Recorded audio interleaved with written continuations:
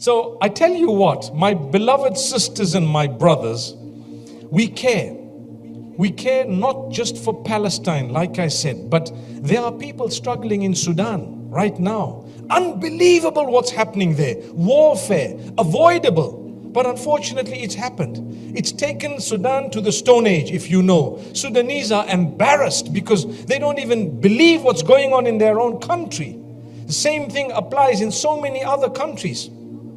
We have then people who are struggling with disaster upon disaster, so much more. There are people who are struggling in Indonesia, people struggling in Afghanistan and in Pakistan, in parts of different countries in Morocco. Still the people who are affected by the earthquakes and the floods in Libya. Some places we have no access to.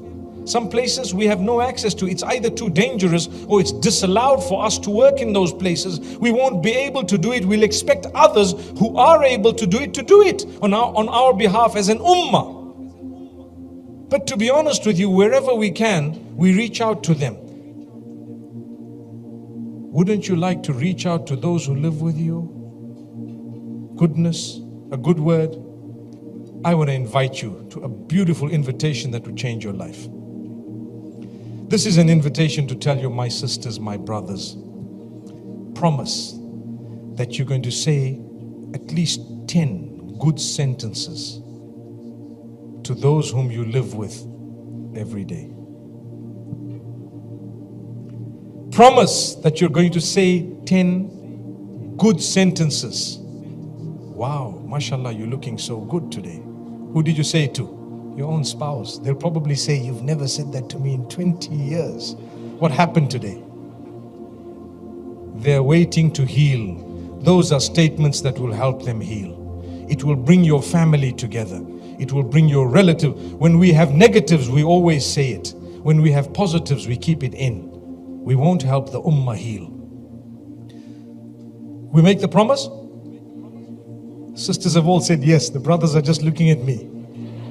Inshallah, 10 good sentences every day to those whom you live with, whoever they may be, your children, your in-laws, your outlaws, whoever they are, inshallah. You say some good words to them, good sentences. You know, mashallah, I'm so happy, you know, and so whatever, you know what it is, right? And the I love yous and so on need to go to the right people, by the way. Because if you're living in with your not so halal person, then you need to know that those sentences don't really apply. But nonetheless, what I want to say to you is, if it's not 10, at least start with a few. By the will of Allah, it will change your life. I guarantee you. Why? In some of the therapy sessions that I have, I've always suggested this type of thing. And I try to follow up later and say, did you do this? And when they ultimately say, well, now I started it, since you asked me 3-4 times. Initially, they don't like to start it. Every single one of them says it has had a positive impact. Some say unimaginable, unbelievable, and some admit that at least it's positive.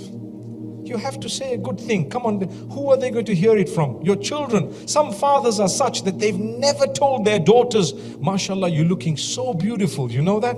I love just looking at you, man. They've never said it to their daughters. And when I told one elderly man, you've got to say it, he says, no, not my generation. I said, but Allah's kept you alive in this generation, so you got to do it for them. Because uncle, if they don't hear you saying it, you know what? The similar uncle next door is saying it every day.